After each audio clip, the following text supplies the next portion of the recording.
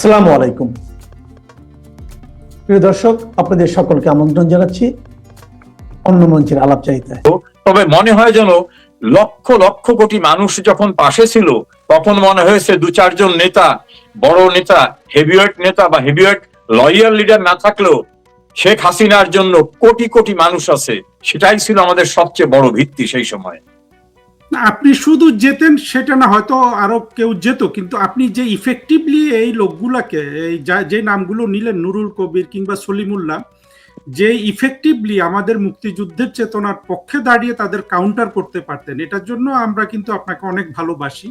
ঠিক সেটাই আমরা দেখলাম 2024-এর যে আমাদের উপর যে বিপদ আসলো, সেই বিপদ একটু কাটিয়ে যাওয়ার পরই কিন্তু আপনি সেই ধারাবাহিকতায় মনে হলো যে আপনি যেখানে যতটুকু সুযোগ পেয়েছেন, আপনি কিন্তু ওই যে আপনার ইউটিউব চ্যানেল করেছেন, আপনি প্রতিদিনই ফেসবুকে আসেন, একই বলিষ্ঠ কণ্ঠ কিন্তু আপনি সচল করেছেন খুব দ্রুত, এবং সেটা কিন্তু অনেক বেশি আপনি ডিভোটেডলি করছেন।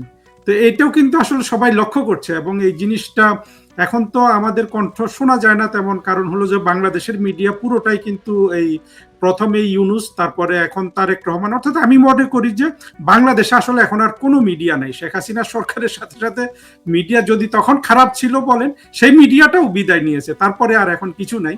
সেই অবস্থায় কিন্তু আপনি একটা জিনিস দেখেন, আমি আজকে থার্ড টাইম বোধহয় আজকে আবার একটা ভিডিও দেখতেছিলাম। মতিউর রহমান, প্রথম আলোর সম্পাদক, তিনি ডয়েচে ভ্যালির সঙ্গে ইন্টারভিউ দিয়ে বলতেছেন যে আমি এবং আমার পত্রিকা শেখ হাসিনা সরকারের পতনের জন্য যা করা দরকার তাই করছিলাম। পৃথিবীর অনেক দেশে আপনি প্রফেশনাল ডিপ্লোমেট থাকছেন, গেছেন, এখনো আছেন। একটা পত্রিকা একটা দলের পক্ষ অবলম্বন করতে পারে, কিন্তু নেকেডলি একটা সরকারের পতনের জন্য এইভাবে ভূমিকা রাখতে বলুন, সেই পত্রিকার এডিটর নিজে স্টেটমেন্ট দিয়ে বলতেছে আর একটা মিডিয়ায় যে আমি এবং আমার পত্রিকা শেখ হাসিনার পতনের জন্য ভূমিকা রেখেছি।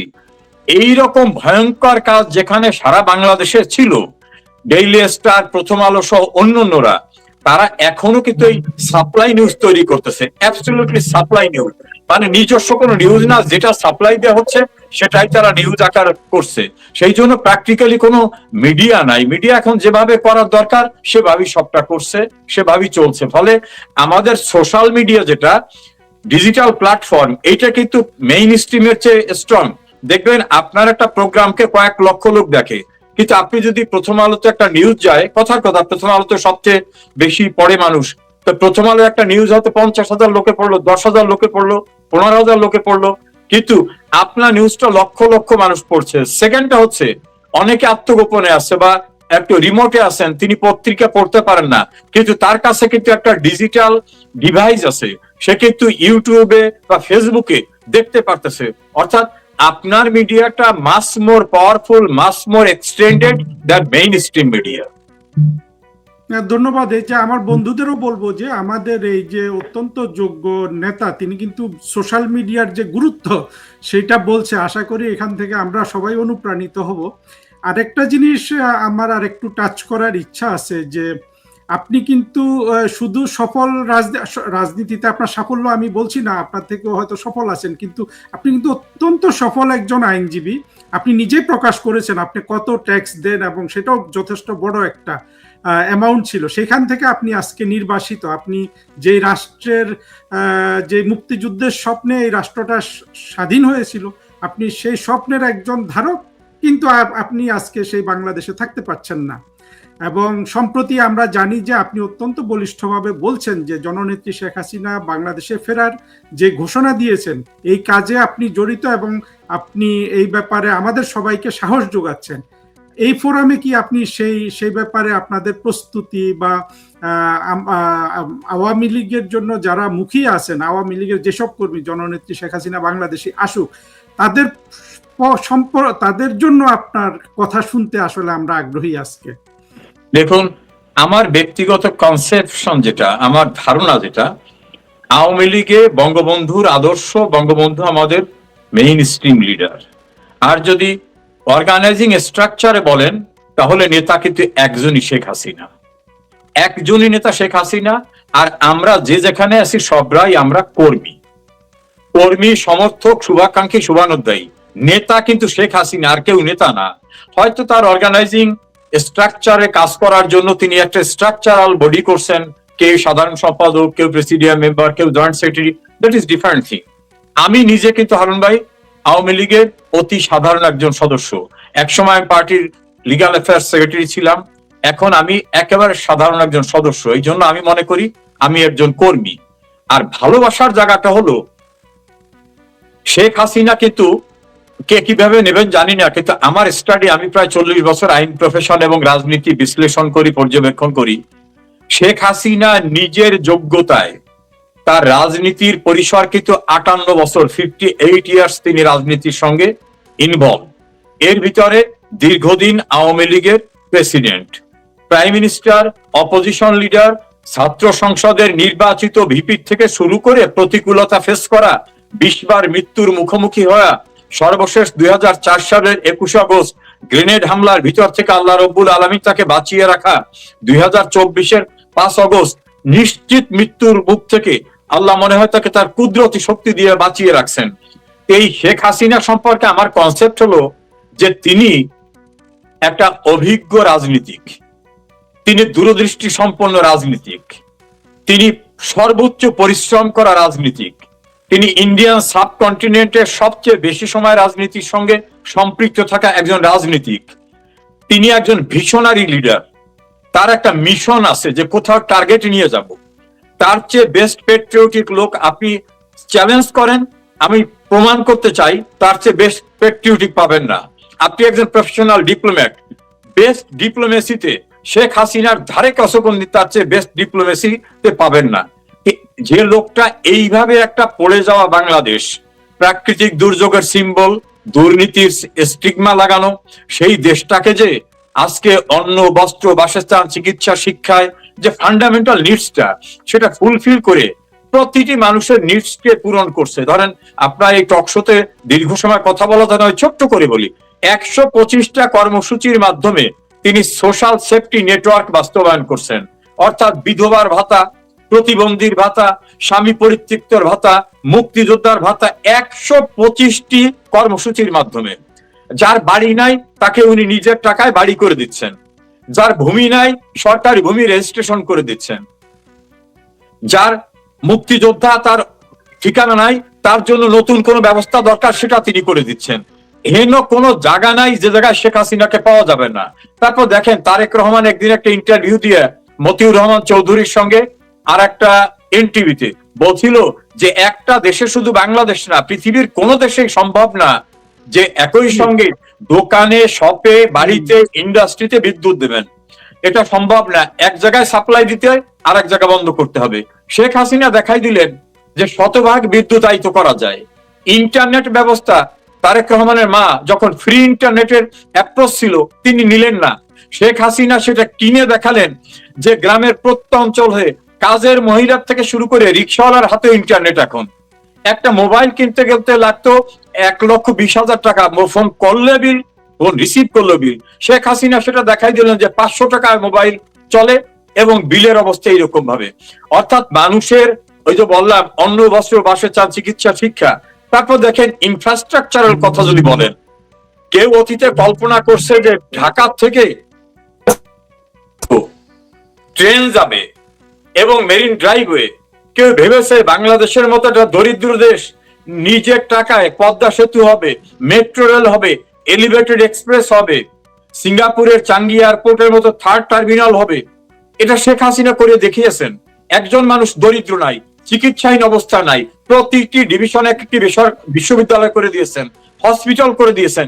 ফলে মানুষের যে ফান্ডামেন্টাল নিডসটা, এই নিডসটা স্টাডি করতে পারছিলেন শেখ হাসিনা। উনি মানুষের মনকে জরিপ করতে পেরেছিলেন। সে কারণে বাংলাদেশের মানুষ এখন চায়, যারা তার বিরোধিতা করেছে, ধরেন অ্যাডভোকেট মহাসিন রশিদ, বাংলাদেশের একজন প্রখ্যাত লয়ার, উনি মাঝে দেখলাম একটা প্রোগ্রাম এসে উনি বলতেছেন শেখ হাসিনার কাছে ক্ষমা চাই, দেশবাসীর কাছে ক্ষমা চাই। শুধু ক্ষমা চাই না, এভাবে বলতেছে, ক্ষমা চাই আমি শেখ হাসিনার বিরোধিতা করে অন্যায় করছি। বিএফইউজের সাংবাদিকের প্রেসিডেন্ট আজিজ সাহেব তিনি বলছেন আমি ইউনূসের পক্ষে কথা বলেছি, শেখ হাসিনার বিরোধিতা করেছি, লিখেছি। আমার মনে হচ্ছে আমি একটা রামছাগল, শেখ হাসিনাই যথার্থ ছিল। অর্থাৎ শেখ হাসিনা যে পারফেক্ট স্টেটমেন্ট ছিল এইটা তারা বুঝতে পেরেছে। ফলে যারা শেখ হাসিনার বিরোধিতা করছিলেন তারাও কিন্তু এখন চাচ্ছেন শেখ হাসিনা দেশে ফিরুক। আর শেখ হাসিনার শুভাকাঙ্ক্ষী যারা ধরেন আওয়ামী লীগ করে না, NAP, Communist Party, Workers Party, JASAD, BASAD, বিভিন্ন দল করে না মুক্তিযুদ্ধের পক্ষের, তারাও কিন্তু সারাদিন শেখ হাসিনাকে গালিগালাজ করতো, আর এই মুক্তিযুদ্ধের চেতনার কথা বলে উনি একা সবকিছু করে। তারা এখন বলতেছে যে আসলে মুক্তিযুদ্ধের চেতনাকে যদি সিকিউর করতে হয়, সেভ করতে হয়, প্রোটেক্ট করতে হয়, শেখ হাসিনার কোনো বিকল্প নাই। সে কারণে শেখ হাসিনার বাংলাদেশের প্রত্যাবর্তন তার জন্য না, দেশের জন্য অনিবার্য হচ্ছে। এবং যারা তার বিরোধিতা করছিলেন তারাও বলছেন শেখ হাসিনা দেশে আসুক, তাকে ছাড়া এই বাংলাদেশকে ধরে রাখা যাবে না। ফলে আমি আওয়ামী লীগের শুধু না, যারা মুক্তিযুদ্ধের পক্ষে, NAP, Communist Party, Workers Party, social organisation করেন, কালচারাল অর্গানাইজেশন করেন, সবাইকে অ্যাপ্রোচ করব, হাম্বেল রিকোয়েস্ট করব, আমার আর্নেস্ট অ্যাপিল হবে, আপনারা প্রস্তুত হন। আপনাদের মনের কথা শেখ হাসিনা জানেন, তিনি বুঝতে পেরেছেন, তিনি যাবেন। তাকে স্বাগত জানাতে যদি আবার ৭১-এর মতো লড়াই করতে হয়, সে লড়াইয়ের জন্য আমাদের প্রস্তুতি নিতে হবে। আমার মনে হয় লড়াইটা আসলে ওইভাবে লাগবে না। যেটা হলো, বাংলাদেশের সব মানুষ একটা জিনিস বুঝে গেছে, একেবারে ২ কোটির মতো হার্ডকোর পাকিস্তানি ছাড়া, যে রাষ্ট্রটা কোথায় ছিল, কোথায় নিয়ে এসে। আপনি নিশ্চয়ই খেয়াল করেছেন জননেত্রী শেখ হাসিনার শেষ বছরেও কিন্তু জিডিপি গ্রোথ ছিল 6.8%, এটা কিন্তু কোভিডের পরে। আর সেইটা ইউনুসের যে লাস্ট কোয়ার্টার, যেটা এটাতে আমরা দেখলাম যে মার্চ, এপ্রিল, মে, জুন, যে সময় তারেক রহমান প্রধানমন্ত্রী, মাত্র 2.2 জিডিপি গ্রোথ। এরা 6.8 প্রজেক্ট করেছে এই অর্থ বছরের জন্য। কিন্তু আমার ধারণা কোনোভাবেই, আমি যত অর্থনীতিবিদদের সাথে কথা বলি, কেউ কিন্তু 3 থেকে 3.5%-এর বেশি গ্রোথ দেখেন না। আমরা যদি সবকিছুই বাদ দেই, বাংলাদেশের অর্থনীতিটা হচ্ছে ধ্বংস হয়ে গেছে এবং দেশ একটা নীরব দুর্ভিক্ষের দিকে যাচ্ছে। তো এইখানেই তো বোঝা যায় যে আপনি যে কথাগুলো বললেন, প্রধানমন্ত্রী শেখ হাসিনার যে সামাজিক অর্থনৈতিক অবদান, সেগুলো মানুষ কিভাবে আসলে অস্বীকার করবে। দেখেন, আপনি বাংলাদেশের বেকারত্ব দূর করার জন্য শেখ হাসিনার যে ভূমিকাটা ছিল, সেই বেকারত্ব দূর করার 2টা পার্ট ছিল। একটা হলো বিদেশে জনশক্তি রপ্তানি, দ্বিতীয়টা হচ্ছে দেশের অভ্যন্তরে শিল্পের বিকাশ। তা বাংলাদেশের ভিতরে শিল্পের বিকাশ না, 300 শিল্প বন্ধ হয়ে গেছে। বিদেশে জনশক্তি রপ্তানি না, জনশক্তি যা ছিল তা বাংলাদেশে পাঠিয়ে দিচ্ছে। ফলে বাংলাদেশের যে অর্থনীতির যে গ্রোথটা, এই জিডিপির হারটা বাড়বে কিভাবে? বাড়ার যে সোর্সগুলো, সব সোর্সগুলো কোলাপস হয়ে পড়ছে। এই অবস্থায় আর এইটা যদি চলতে থাকে, আর ওয়ার্ল্ডের কোন দেশ থেকে কিন্তু বড় ধরনের কোন সাহায্য এখন পর্যন্ত দৃশ্যমান না, এই অবস্থায় চললে তো দেশের উপর একটা ভয়াবহ দুর্ভিক্ষ নেমে আসবে।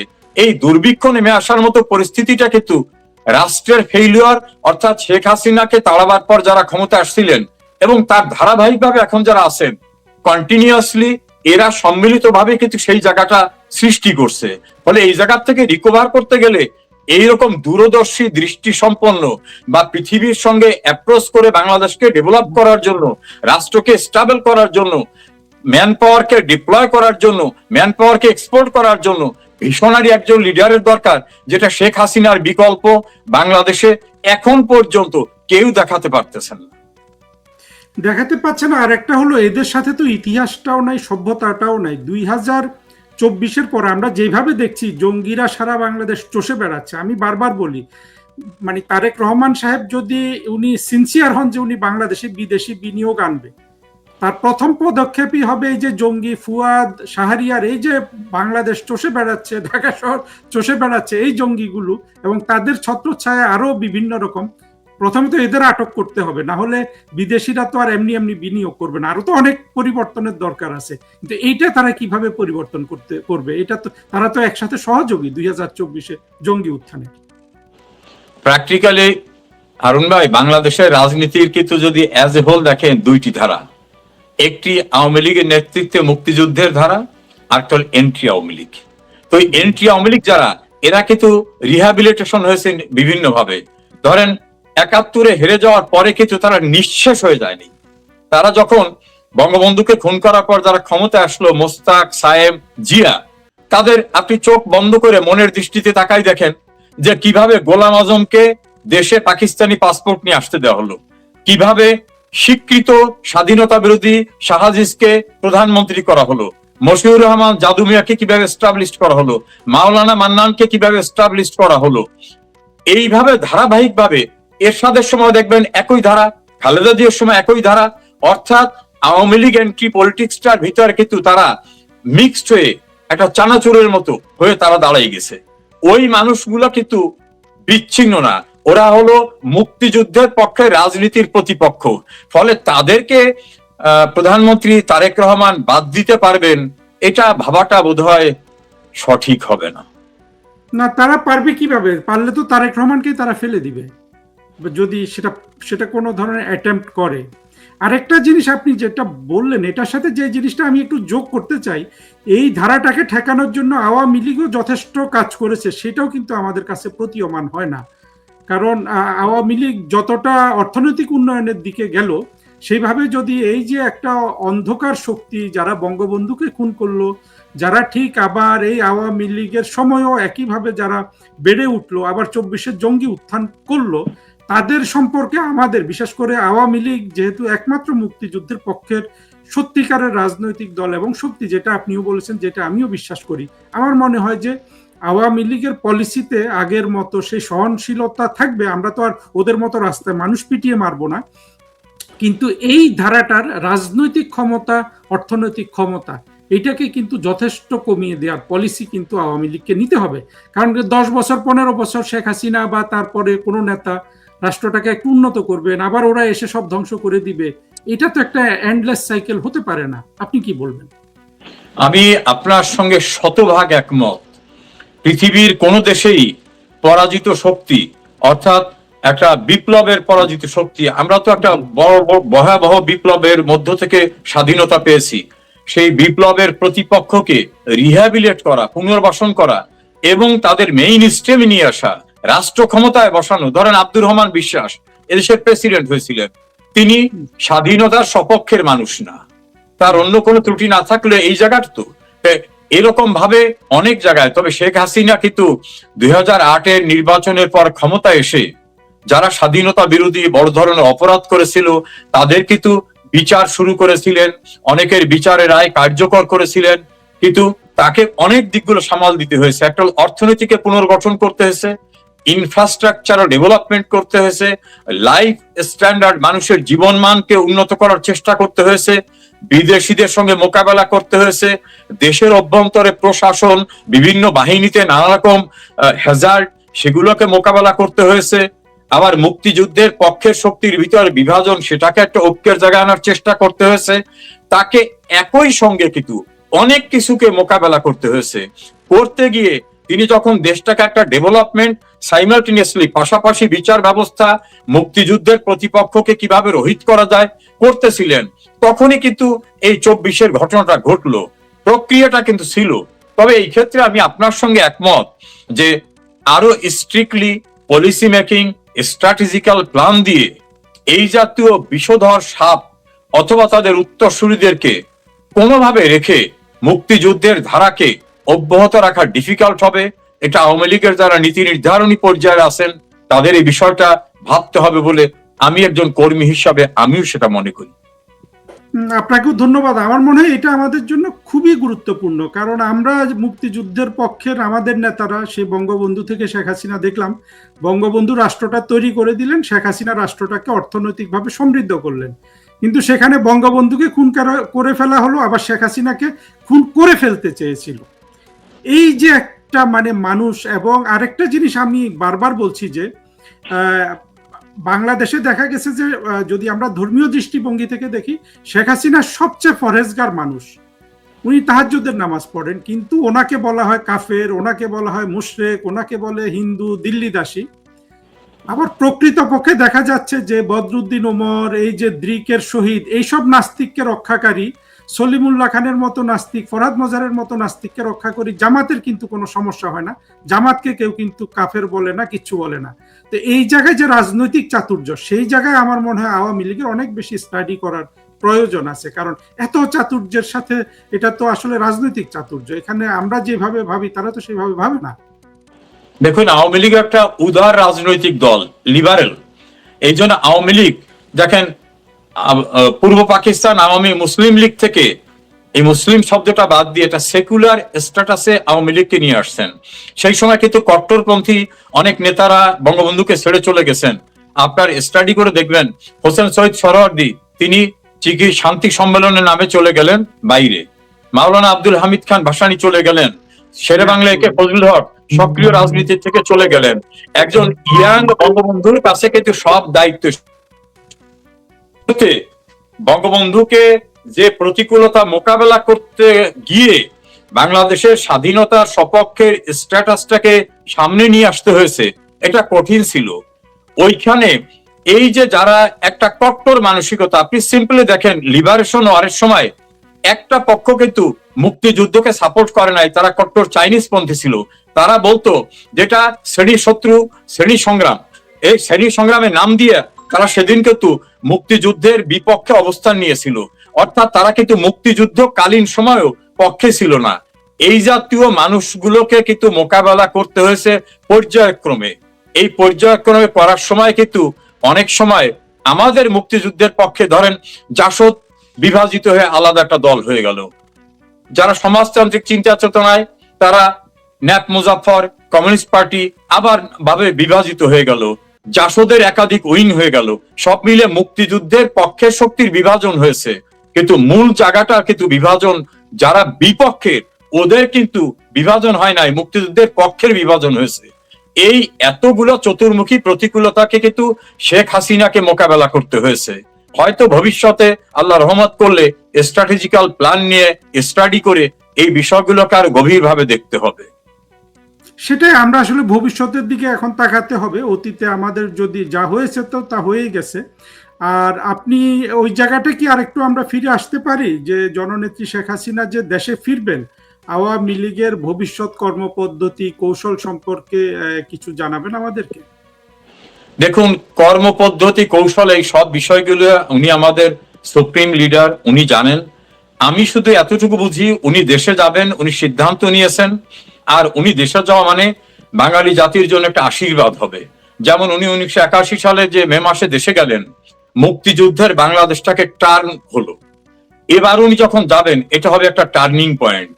তো দেশের মুখিয়ে থাকা অপেক্ষায় থাকা সব মানুষগুলোকে বাংলাদেশে ফিরে যাওয়ার জন্য, শেখ হাসিনাকে স্বাগত জানাবার জন্য যার যেখানে যেভাবে প্রস্তুতি নিতে হবে সেই প্রস্তুতি এই আপনার এই ইউটিউবের টক শো বা অন্যভাবে বলা সম্ভব নয়।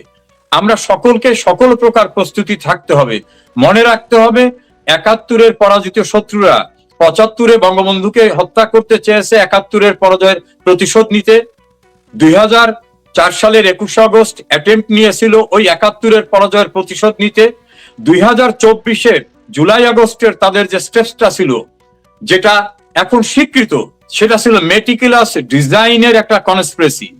ফলে এই পরাজিত শত্রুদের মোকাবেলা করতে হলে যে যে প্রস্তুতি নিতে হয় সেই প্রস্তুতি সাংগঠনিকভাবে দলগতভাবে মুক্তিযুদ্ধের পক্ষের সকলে মিলে নিতে হবে।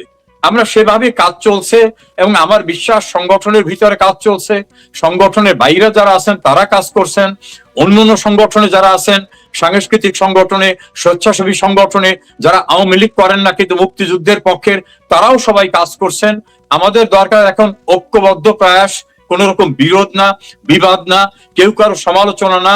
এই ক্রান্তিকালে যে যেখান থেকে যতটুকু কন্ট্রিবিউট করতে পারি, একটা কথা বলে যদি রিক্সাওয়ালাকে কনভিন্স করতে পারি সেটা একটা কাজ। একটা প্রতিপক্ষকে তার ত্রুটি ধরিয়ে দিয়ে যদি তার ত্রুটির কথা তুলে ধরতে পারি সেটা একটা কাজ।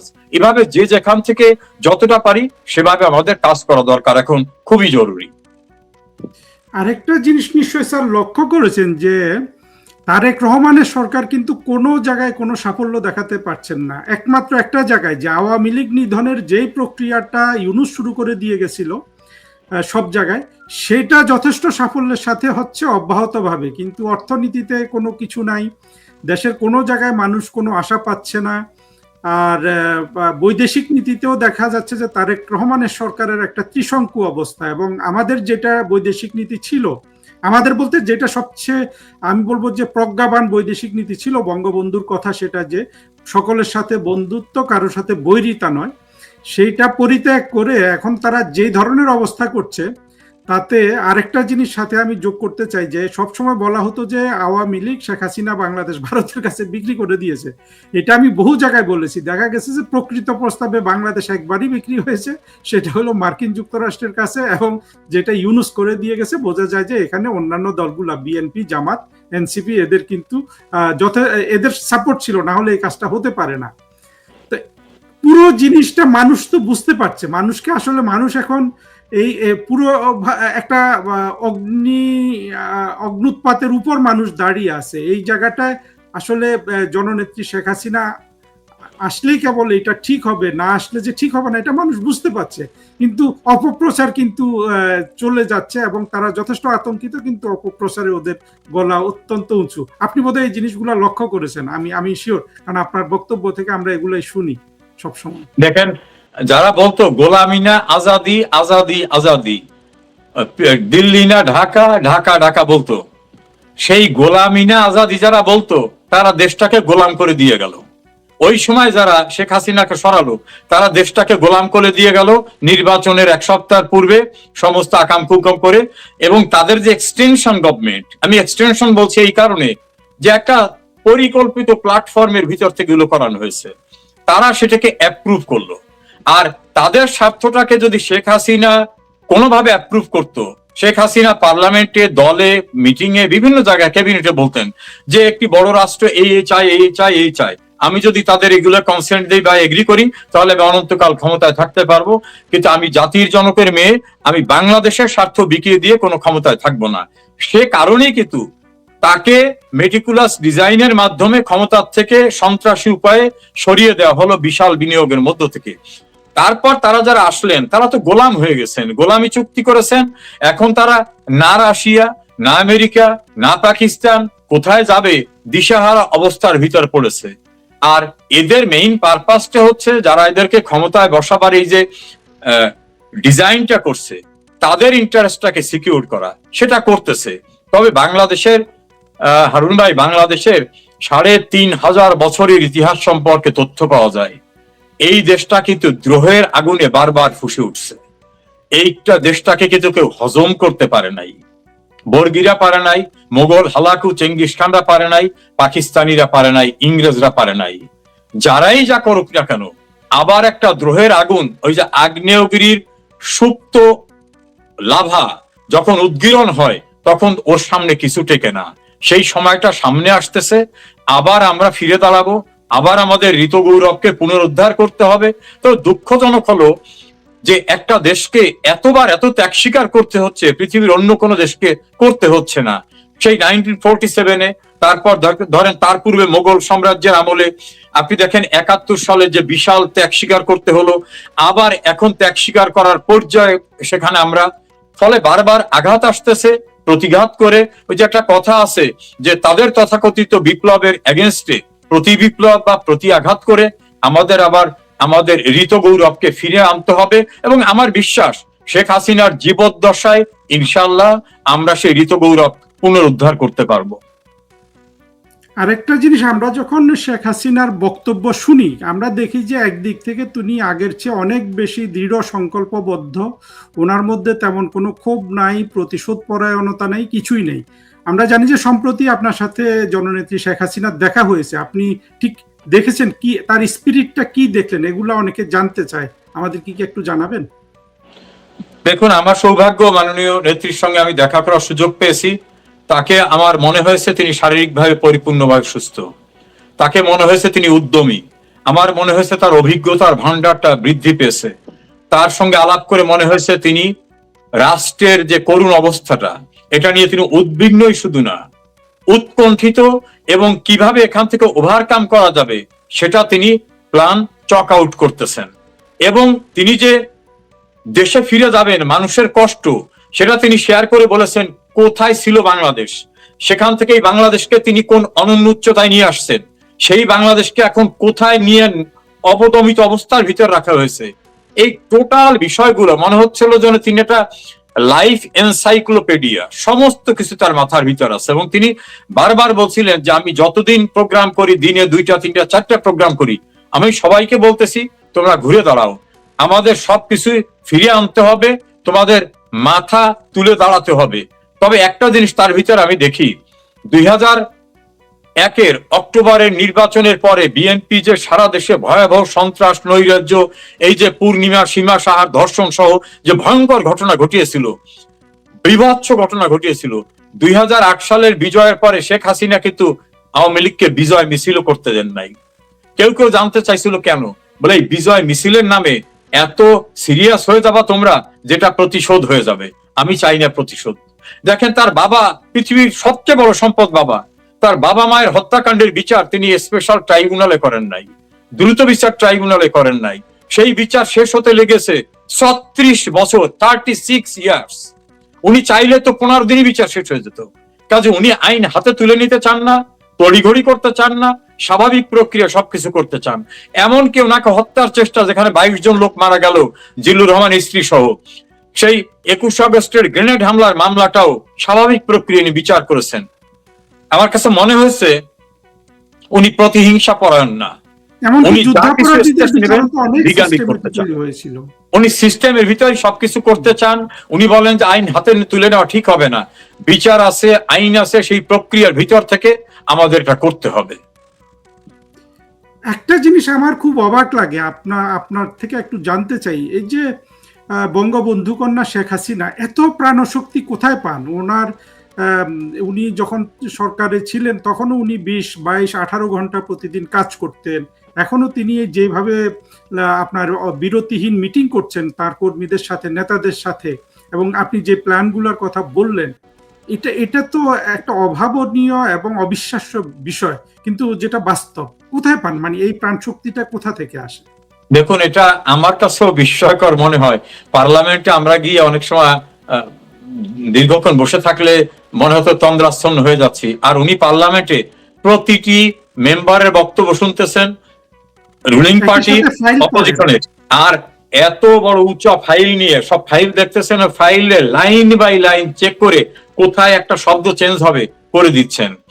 উনি তার যে অদম্য একটা শক্তি, তার যে ভিতরে যে একটা, আমার মনে হয় যে আল্লাহ প্রদত্ত একটা ঐশ্বরিক শক্তি আছে, যে এই বয়সে তার কোনো ক্লান্তি নাই। এই যে আমরা যারা গিয়েছিলাম, আমরা প্রায় 5.5 ঘন্টা ছিলাম, একটা মিনিটের জন্য তাকে ক্লান্ত মনে হয়নি। তার মনে হয়েছে যে তার সাহস, মানে আমরা টায়ার্ড হয়ে যাচ্ছি, উনি টায়ার্ড হয়ে যাচ্ছেন না। এটা মনে হয় আল্লাহ হয়তো বাঙালি জাতির জন্য সৌভাগ্য যে ওনাকে এরকম একটা অকল্পনীয়, মানে অচিন্তনীয় শক্তি এবং সেই রকম একটা জিনেটিক অবস্থা আছেন। ওনার বাবাও কিন্তু এরকম পরিশ্রমী করতেন। তো কোনো কোনো ক্ষেত্রে অনেকে তার বাবার কলিগরা বলছেন যে বঙ্গবন্ধুর চেয়ে শেখ হাসিনা আরো বেশি সিরিয়াসলি পরিশ্রম করা। কেউ কেউ তো বলছেন যে বঙ্গবন্ধু জাতীয়তাবাদী নেতা ছিলেন, ফলে নিরিখটা ছিল ওয়াইড স্কেলে, আর শেখ হাসিনা স্টেটসম্যান হয়ে তিনি একেবারে নখদর্পণে টু দি পয়েন্টে সবকিছু দেখেন। এমনকি আমি তো ক্যাবিনেটে ছিলাম, একনেকে ছিলাম, কোন এলাকায় ভালো বালু আছে ওটা উনি বলতে পারতেন, এই পূর্ব ধলায় ভালো বালু আছে। পূর্ব ধলা কোথায়, ওটা ওনার মাথার ভিতরে আছে, ওই এলাকার এমপির মাথায় নাই। মানে বাংলাদেশটা টোটালটা তার মাথার ভিতরে আছে। এইটা স্টাডি করতে হয়, মানুষকে স্টাডি করতে হয়, তৃণমূল থেকে শুরু করে খেটে খাওয়া মানুষ, নিম্ন মধ্যবিত্ত, মধ্যবিত্ত, ধনিক শ্রেণী, শহর, নগর, বন্দর, সবাইকে স্টাডি করে ওনার ভিতরে একটা অদম্য স্পৃহা তৈরি হয়েছে মানুষের জন্য কাজ করার। সে কারণেই বোধ হয় ওনার স্পিরিটটা, ওনার ইচ্ছা শক্তিটা আনপ্যারালাল, অবিশ্বাস্য। এটা আমার কাছে মনে হয়েছে। আরো একটা জিনিস দেখেছেন স্যার, উনি কিন্তু বর্তমান বিশ্বে যত রাজনৈতিক নেতা বেঁচে আছেন তাদের মধ্যে সবচেয়ে অভিজ্ঞ রাষ্ট্র শাসনে এবং পররাষ্ট্রনীতি চালানোতে। কারণ উনি বিশ্বের অসংখ্য নেতাদের সাথে পররাষ্ট্রনীতি বিষয়ক বা বিভিন্ন ধরনের মিটিং, তাদের সাথে বিভিন্ন ধরনের এঙ্গেজমেন্ট করেছেন। এটা তো আমাদের একটা পরম সৌভাগ্য। এমন অভিজ্ঞ নেতা তো আমি অন্তত খুঁজে পাই না সারা বিশ্বে। ওই জন্য আমি আপনাকে বললাম যে তার ডিপ্লোমেসি ছিল বেস্ট ডিপ্লোমেসি, তার অ্যাডমিনিস্ট্রেশন ছিল বেস্ট অ্যাডমিনিস্ট্রেশন। ঝানু ঝানু সচিবরা আতঙ্কিত হয়ে যেত যখন উনি ফাইল ধরতেন, ফাইলের ভিতরে ফাইন্ড আউট করতেন যে এটা ঠিক হয় না বা এটা এইভাবে করো। আমরা একটা সচিব কোয়ার্টার উদ্বোধনের জন্য গেছি, তো উনি সচিব কোয়ার্টার উদ্বোধনের পরে উনি ঘুরে দেখতেছিলেন, দেখে বলতে দেখো এই জায়গায় এটা ছিল না। আমি চিফ আর্কিটেক্টে বলছি এটা নাই কেন, ও বলছে এটা করা যায় না, বলছি না এটা করতে হবে। মানে ভেন্টিলেশন, অর্থাৎ তার ইনফ্রাস্ট্রাকচারাল যে টেকনোলজিক্যাল আইডিয়াটা সেটাও ছিল মাস মোর দ্যান এডুকেটেড আর্কিটেকচার। এরকম অনেক ক্ষেত্রে আপনি তো ডিপ্লোম্যাট হিসেবে বাইরের কথাটা বললেন, অ্যাডমিনিস্ট্রেশনে একই অবস্থা। আবার পলিটিক্সে কাকে সাপোর্ট করতে হবে, কাকে ডেভেলপ করতে হবে, কাকে মফস্বল থেকে তুলে আনতে হবে, কাকে নার্সিং করতে হবে, কে বাড়তেছে তাকে থামাতে হবে, সব জায়গায় তার দৃষ্টি ছিল। মানে বলা যেতে পারে একটা অনন্য, অসাধারণ। এই জন্য কেউ কেউ বলে যে শেখ হাসিনার জায়গাটা মানুষের কাছে, তার যে দলটা বাংলাদেশ আওয়ামী লীগ, সেই আওয়ামী লীগের চেয়ে অনেক বেশি অ্যাকসেপ্টেন্সের জায়গায় উনি পৌঁছে গেছিলেন তার কৃতকর্ম অভিজ্ঞতা দেখেছেন যে মানবিকতা, যখন তিনি শিল্পী, বিভিন্ন দুস্থ বা যারা একটু অভাবী তাদের টাকা পয়সা যখন দিতেন, কে কোন দলের কিন্তু এটা দেখতেন না। যেমন আহমেদ শরীফ নামে একজন বিখ্যাত অভিনেতা, উনি আমরা জানি যে উনি বিএনপি সাপোর্টার, উনি কিন্তু শেখ হাসিনার অর্থ সাহায্য পেয়েছেন সব ধরনের। এটা তো বাংলাদেশের আর কোন নেতা দেখাননি আসলে এই ধরনের উদাহরণ। আরেকজন আছে জাতীয়তাবাদী সামাজিক সাংস্কৃতিক সংস্থার প্রতিষ্ঠাতা, নামটা বলছি না, তাকে যখন সিলেক্ট করা হলো রাষ্ট্রীয় একটা মর্যাদা দেওয়ার জন্য, তখন সেখানে আপত্তি তোলা হলো যে উনি কর্মক্ষেত্রটাতে ওনার ভূমিকা ভালো আছে, এটা বাদ দাও। তারপর দেখেন এই যে চ্যানেল আই এর একজন কর্তা, নাম বলছি না, তিনি 2টা রাষ্ট্রীয় পুরস্কার পেলেন। তিনি কখনোই আওয়ামী ঘরানার মানুষ না, কিন্তু তার রিসপেক্টিভ ফিল্ডে তার কাজকে তিনি রেসপেক্ট করেছেন, সম্মান করেছেন। এই সব জায়গায় দেখা যায় যে, এবং আমরা এমপি হওয়ার পরে, শপথ নেওয়ার পরে প্রথমেই তিনি বলছিলেন যে মুহূর্তে শপথ নেলা সেই মুহূর্তে কিন্তু তুমি আওয়ামী লীগের এমপি না, সেই মুহূর্তে কিন্তু তুমি তোমার কনস্টিটিউয়েন্সির এমপি, সকলের এমপি। অতএব সমভাবে সবার প্রতি আচরণ করবা, সবার প্রতি দায়িত্ব পালন করবা। উনি কিন্তু সেই জায়গাটা ধারণ করেন। আমি খুব কাছের থেকে দেখেছি, উদাহরণ দেওয়া ঠিক হবে না, অনেক ঘটনা প্রবাহ আছে যারা ওনার ডেড পলিটিক্যাল এনিমিক্যাল পিপল, তারা নানাভাবে ওনার দ্বারা উপকৃত হয়েছেন, যা অকল্পনীয় উপকার তারা পেয়েছেন। এই জায়গায় মনে হয়েছিল যিনি স্টেটসম্যান, আওয়ামী লীগের প্রধানমন্ত্রী না, আওয়ামী লীগের সভাপতি না, সেই জায়গাটা উনি ধারণ করতে পেরেছিলেন। আসলে বঙ্গবন্ধু কন্যা সম্পর্কে ভাবতে গেলে, যদি কেউ নিরপেক্ষভাবেও ভাবতে চায়, বিরোধীরাও ভাবতে চায়, এই অনন্য উচ্চতার মানুষ আসলে বাংলাদেশে অদূর ভবিষ্যতে আমরা কিন্তু আর দ্বিতীয় ব্যক্তি দেখি না। তো আজকে স্যার এই জায়গায় শেষ করতে চাই। আপনি এসছেন, অনেক কথা একসাথে বললেন, আমরা বিষয়ভিত্তিক কিছু আলোচনা করতে চাই, এবং আপনার যে ইফেক্টিভলি বলার যে দক্ষতা, এটা আমরা আসলে কাজে লাগাইতে চাই। কারণ আমাদের মুক্তিযুদ্ধের পক্ষে আমরা সবসময়, আমি ব্যক্তিগতভাবে ফিল করি, আমার নিজেরও এই দুর্বলতা আছে, আমাদের হাজার হাজার ভালো কাজগুলো আমরা কিন্তু মানুষের সামনে সেই দক্ষতায় তুলে ধরতে পারি না, যেই দক্ষতায় 2024-এর জঙ্গি উত্থানকারী এবং সাইবার সন্ত্রাসীরা মিথ্যা, বানোয়াট, কুরুচিপূর্ণ, কুযুক্তিপূর্ণ প্রচারণা দিয়ে বাংলাদেশের একটা বড় অংশকে কিন্তু আপনার মগজ ধোলাই করেছে, বিষোদ্গার করেছে। সেই জায়গায় আমাদের পক্ষে তো সত্য আছে, আপনি শুধু ভালোভাবে বললেই যথেষ্ট, কারণ আপনি যা বলেন সবই সত্য, এখানে মিথ্যার কিছু নাই। ইতিহাসের আলোকে সত্য, সভ্যতার আলোকে সত্য, ফ্যাকচুয়ালিও সত্য। 2024-এ আওয়ামী লীগ সরকারের বিরুদ্ধে মানুষ নামানো হয়েছে পুরোপুরি মিথ্যা অপবাদ দিয়ে। কিছু কিছু সত্য আছে, সত্যের সাথে মিথ্যা মিশিয়ে। আমাদের পক্ষে তো সব সত্য। আমরা যদি সত্যি সত্যি বর্তমানে সোশ্যাল মিডিয়া বা যা কিছু সুযোগ সুবিধা আছে, এগুলা যদি আমরা কাজে লাগাই, আমরা কিন্তু মানুষের কাছে সহজে পৌঁছে যেতে পারবো। ওরা যদি যোগ্যতা বলেও করে, আমাদের যে সংখ্যার বল আছে সেটা দিয়ে আমরা পৌঁছাবো, এবং সেইভাবে আমাদের প্রস্তুতিটা হওয়া উচিত। আমি সেভাবেই মনে করি। জনাব সম রেজাউল করিম, আপনাকে শ্রদ্ধা জানাচ্ছি, কৃতজ্ঞতা জানাচ্ছি। আপনার কিছু কনক্লুডিং রিমার্কস নিয়ে আমি শ্রোতাদের থেকে বিদায় নিচ্ছি, আপনি শেষ করুন। ধন্যবাদ অ্যাম্বাসেডর হারুন আল রশিদ, আপনার এই চমৎকার আয়োজনে আমাকে সম্পৃক্ত করার জন্য। আপনার অগণিত দর্শক শ্রোতারা যারা এখন লাইভ দেখছেন বা পরবর্তীতে দেখবেন, তাদের জন্য শুভকামনা। আমি সবার কাছে আমার আর্নেস্ট অ্যাপিল হবে, স্বনির্বন্ধ অনুরোধ হবে, আমরা অনেক পিছিয়ে গেছি, আমাদের অনেক ভুল আছে, আমাদের আত্মসমালোচনার প্রয়োজন আছে। সবচেয়ে বড় প্রয়োজন মুক্তিযুদ্ধের পক্ষের শক্তির যে বিভাজন, সেই বিভাজন দূর করে ঐক্যবদ্ধ হতে হবে। আওয়ামী লীগে নানাভাবে অনেকে উপকৃত হয়েছেন, অনেকে বঞ্চিত হয়েছেন, সেই হিসাবের সময় এখন না। আসুন আমরা ঐক্যবদ্ধভাবে এগিয়ে যাই। বঙ্গবন্ধু কন্যা যদি ফিরে যেতে পারেন, তিনি যদি বাংলাদেশকে মেইন স্ট্রিমে নিয়ে আসতে পারেন, তাহলে আমাদের দুঃখ দূর হবে।